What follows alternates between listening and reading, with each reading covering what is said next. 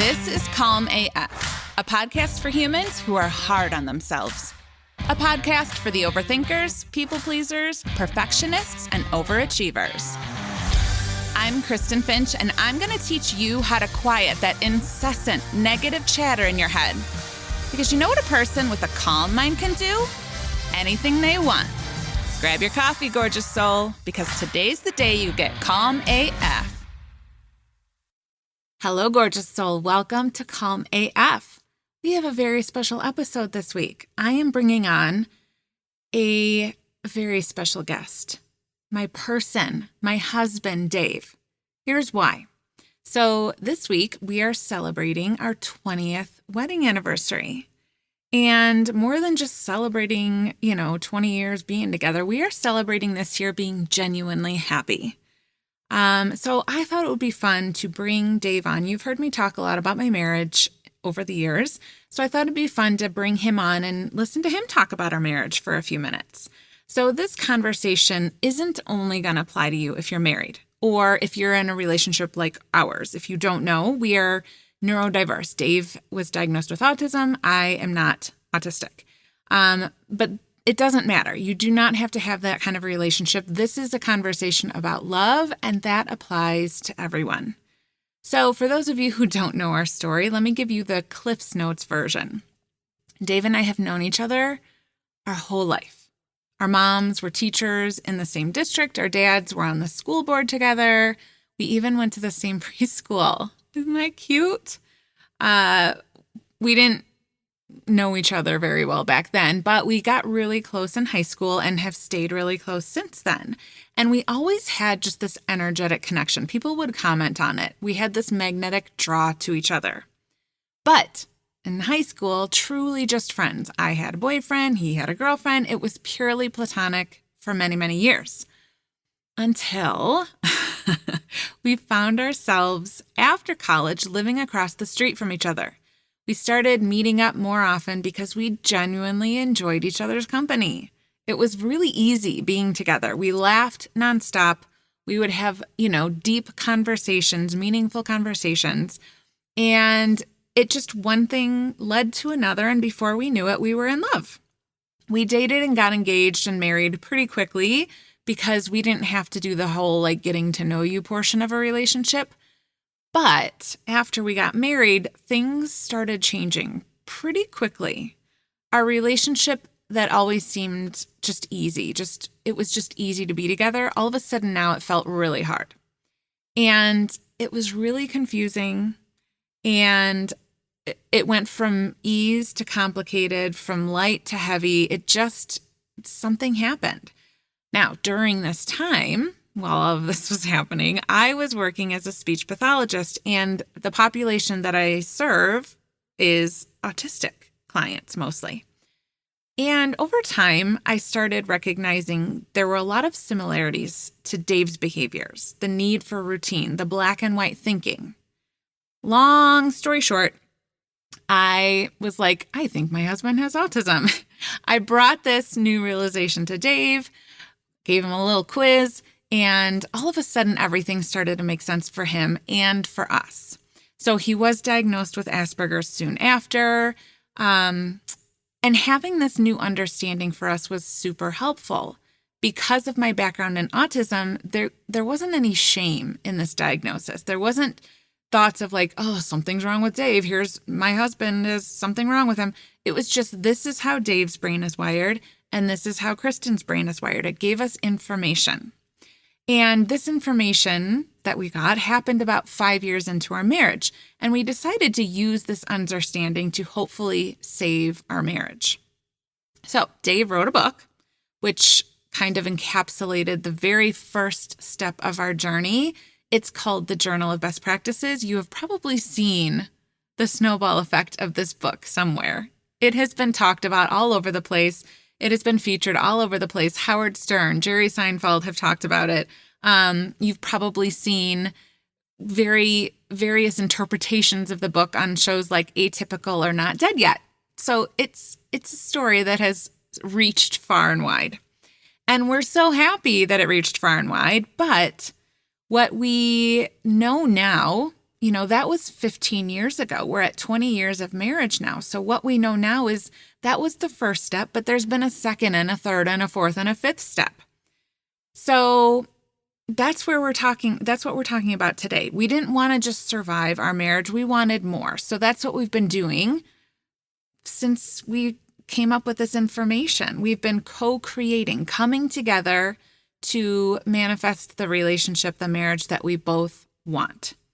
So I'm going to bring Dave in. We're going to have a little convo about how we've done it. And I'm going to have him lead the conversation. What does he think the reasons are that our relationship has gone from really struggling to surviving to where we are now, which is thriving?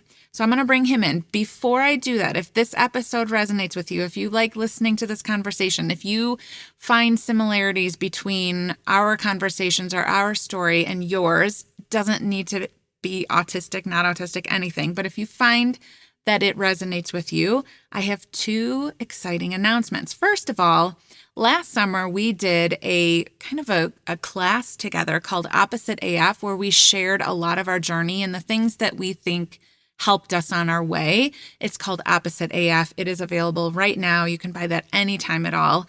The link to that is in the show notes. The second and the most exciting thing that I have to share with you is Dave and I have decided to do a podcast together. So what we're going to be doing is taking the Journal of Best Practices and going through it, unpacking it chapter by chapter. So, because there's 2 sides to the story, right? Like Dave wrote the story, he wrote the book, but I also have some things to say. So we're going to do that on a podcast together. It's called Happy Now, something. I can't remember what comes after it. We'll talk about it. Dave will remember and he'll tell you when he gets in here. But make sure you subscribe to Happy Now. Our first episode will be releasing in a couple weeks. It's going to be a lot of fun. We're really excited to do this project together. We haven't done something together in a minute, so it'll be a lot of fun. The show notes include the link to subscribe to that podcast. And I think that's it. Without further ado, let's bring in our very special guest, Dave Finch. Welcome, Dave, to Calm AF. Thank you. I feel Calm AF. Oh, great. And I should share with your listeners, Calm AF works because last night we are wrapping up a week-long basement repair project where we wanted to replace some drywall and kind of stuff some new insulation in behind the walls, make things a little tighter, a little quieter, a little nicer. So we were doing that. We hired a drywall crew to come out. And these flunkies. It was not great. I am usually super easygoing, and I have been like, this is not acceptable. No. I mean, I'm not on time to anything. I was late to this, and it's in my recording studio. So, like, I'm okay looking the other way when, the work crew shows up 4 hours late, or not at all. Like, that's whatever, fine. It just gives me more time to play video games or whatever I'm doing. That does not jive with me. I do not like that. My time is very valuable. Yeah, you're sacred about time, and but even I was annoyed. And then the basics of what you are doing as a drywall person is like, we have some curved walls, and it's like the curves are all bad and wonky. They're like flat. They're not curved. So instead we have like a half of a octagon basically instead of a semicircle. And then just like debris all over the basement, trash. There's paint. There's footsteps with paint. Yeah, paint footsteps all over our upstairs floor. Yep. Outside on the concrete, like up and down the driveway. So now I have to go with a sponge and scrub off paint. I saw Keaton had paint on his paw pads this morning. I don't even know how our dog could have paint on his paw pads. They just were not careful. They must have painted his paw pads. Come here, Keaton. Just out of spite. So I was getting madder and madder about this. You know when I started getting angry about it, your thing is you're precious about time or whatever. My thing is I'm precious. When I cut that check, when I write the check, I hate parting with that money if it's something that I didn't sign up for. Yeah. And so last night I was just getting angrier and angrier, and you weren't awake, couldn't talk to you about it. Kids, I'm not going to go bug the kids. So Guys. make them my therapist. Listen. Yeah.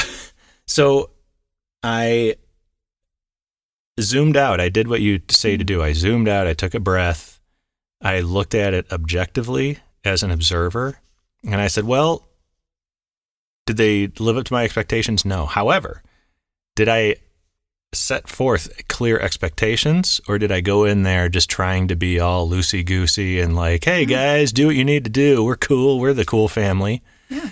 That's what I did. And you zoomed out and you evaluated what happened. This is what's real. You can't go back and change it, but you can take from it what you've learned and apply it the next time. The next time I will establish clear guide, like boundaries. This is and expectations. This is what this project is going to be. I love this for you because what you would normally do is suffer about it, and it wasn't like it's not yours, right? This is just something that happened. You can't change it, but the amount of time you would spend ruminating or the anger and what that does in your body, like you were like actually getting reflux, like, but that's what I call the needless suffering. Like, so well done. I stopped the suffering. I didn't do anything. I took no action to actually fix the drywall situation. I took no action to this, that, and the third.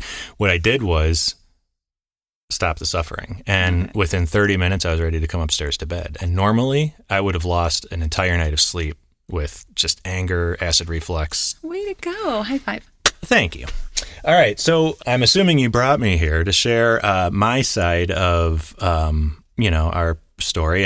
But I don't want it to be one-sided. So what I thought would be fun is to take a look at how we actually accomplished transforming our marriage from something that was first toxic and horrible that we both didn't enjoy. I don't think it was ever toxic. Oh, no, that's not what I meant. And I only say that because we just had a conversation the other day in Calm AF Life where someone was like, how do I know if I'm in a toxic relationship? And I was like, I feel like you have to ask that question. First of all, I think you need to define toxic. So for me, toxic would mean absence of respect, absence of kindness, absence of just thoughtfulness. And I don't think we said some nasty things now and then, but it was always, I don't feel like I would never label our relationship at any point as toxic. Unhealthy, perhaps. Okay, that's fair. Okay, good. So language matters. Another Calm AF tenet. Hey, look at this. By the way, your listeners can't see it, but I'm wearing the Calm AF official T-shirt. I'm wearing the Calm AF hat, and I'm sipping from a Calm AF mug. So I'm on board. His Calm AF. What are those things called? Pennant. The flags. The flags that you're waving. So, no, you're right. And in that definition, no, it definitely was not toxic. So, but what it sucked. Yeah. So we had a sucky relationship because we weren't showing up for it or for ourselves or whatever the case was. But how we took that from this euphoric beginning to a confusing, hard, painful, lonely feeling several years, and then the slow rebuilding of that to where we are now, I think there is something you haven't considered yet. Okay. I'm open. All right. Now, we all know that I'm the hero of this. That's right. Relationship. Yes. We do. I'll know that. Yeah. People who haven't read the book, you understand that that's a joke. Kristen is the heroine of this, and I was just the donkey that she was pulling along up the mountain. That is not true. But that is very not true, but we'll talk about that. Anyway, people hear our story, they assume that, oh my gosh, one partner has Asperger's, is on the autism spectrum. One partner clearly is not.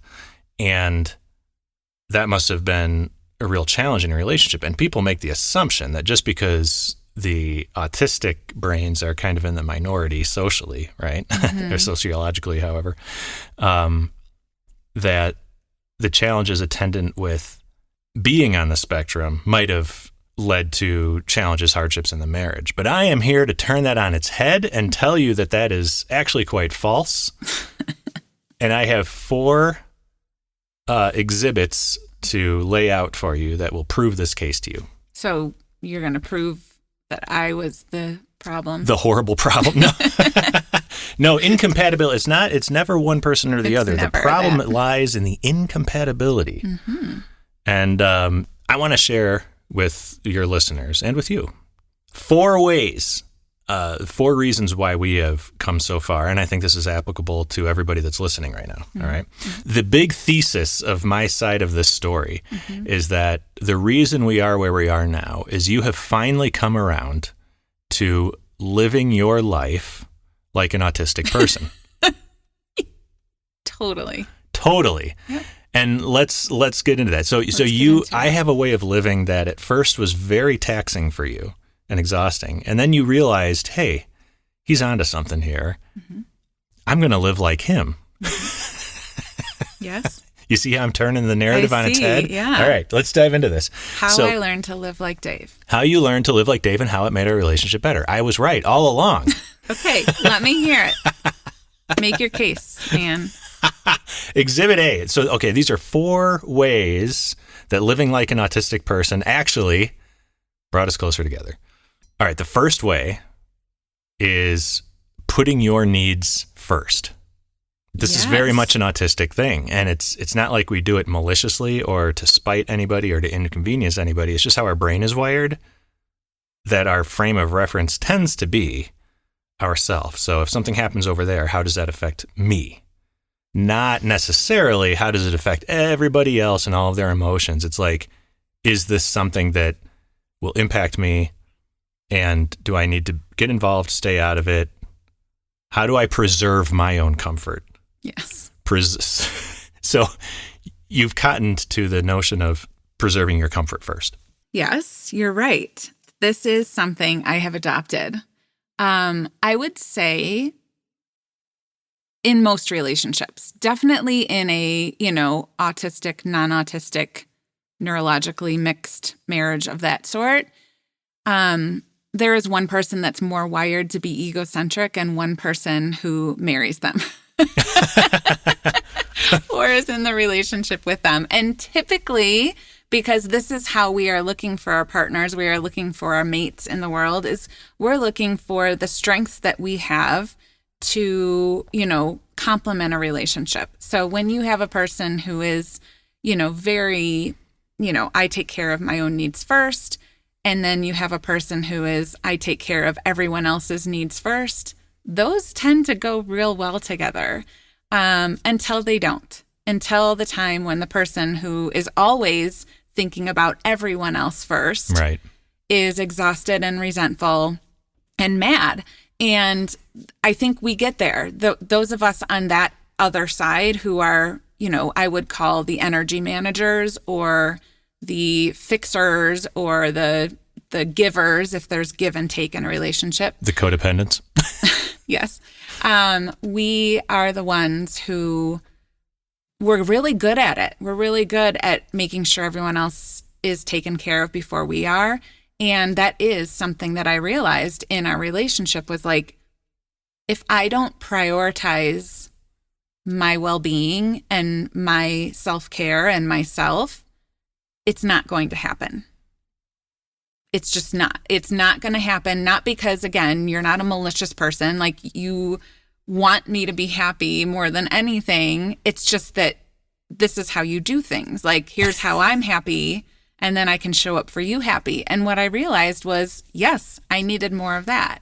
And I think when you put those together, this is what we're, when a calm AF relationship, I would call it, as people on 2 opposite ends of the spectrum, autism or otherwise, coming together as a person who puts everyone first always, is always thinking from that perspective. I need to move towards the center where there's some balance there. And as the person who isn't thinking of everyone else first, not that they're not thinking of other people at all, but it's a moving towards the center there too. Right. So it was never without me taking on, and the reason why I make it such a non-negotiable, like, you have to put yourself first. I don't care if you have kids. I don't care if you have to figure out how to make sure that you are on your own calendar, is because if we don't do it with such vigor, I don't know if that's the right word, it's not going to change in your brain. It's not going to become a habit if you're not like, I need to put myself radically first. because what we're doing is we're trying to come to center. And if we shoot for above center, we'll probably hit center. Does that make sense? Yeah. So congratulations. That's that's appropriating the autism culture in your favor. 40% more autistic. I like that, because on our Asperger quiz where I scored 155 Asperger points, you scored 8. So it's good to get you a little more center. I still wouldn't be moved on there because my mind is still it's always thinking about other people first. It's just I'm prioritizing putting myself first. Now, on my side of the coin of that, though, not every partner is going to say not every partner who is more egocentric. Mm-hmm. And egocentric doesn't mean willfully shitty to other people or selfish. Egocentric means exactly what it means. Is like just your brain was factory default to think about yourself first. Yes. And so what I had to learn was, I'm no dummy. I always say, like, yeah, if you're on the spectrum, you're not clueless. Mm-mm. However, it is fair to say you might be ill-equipped to live in a non-autistic world. Mm-hmm. So I was able to see that, like, hey, you are in a relationship, you can't, it has a negative, like a detrimental effect on the relationship, on your family dynamic, and on everybody around you when you're not thinking about them. Mm-hmm. So you used to yell at me, like, not yell at me, but if we're ordering pizza for dinner and there's like 12 people at this party, just be okay with whatever the whole group wants. And I'm like, no, I tell the group what I want. Yeah. If they want something different, then group can go order something different. But this is the pizza that I expect. Yes. And you're more like, well, maybe people like mushrooms. Maybe people like this. It's like, fuck the other people. Mm-hmm. I want exactly this pizza. And and it's very black and white. It's not coming from that place of like, and you have to all do it my way. I mean, listen, there are some people that are like that, but that's the key. Yes. I would never say you all have to do it my way. I'm saying leave me alone to do it my way. Yes. I wanted to start considering the effect on other people. And that's not natural to you, just the same way to me. It's not natural for me to be like, here's what I want on my pizza. So this right here, this part, number one, we could just end the conversation here. Number one of learning how to come together, this has been the key for sure in getting us to where we are now, which is genuinely happy, I think. Do you agree? Yeah. Like we're... Sure. Oh, sure. Yeah. That's fine, Kristen. We're genuinely happy, in air quotes. We would not be in a 7x7 sweltering hot closet right now if we didn't like each other. So, by the way, we're at the 20-minute mark-ish for this episode, and I know you like to keep the episodes to 20 minutes. So were you being sincere about we could stop right here? Do you want to do you want to just break right here and then split this into like a two-parter so people don't have to hang around for 40 minutes? Yes. Okay. Well, let's just do that. And okay. That's a nice clean break. So I'll do the honors of inviting everybody back for the next episode, which will continue this discussion around how we managed to build a much better life when Kristen decided that my way of doing things was the right way. I'm totally kidding. But yeah, let's take a break here and then we'll wrap this up in the next episode. See you all soon.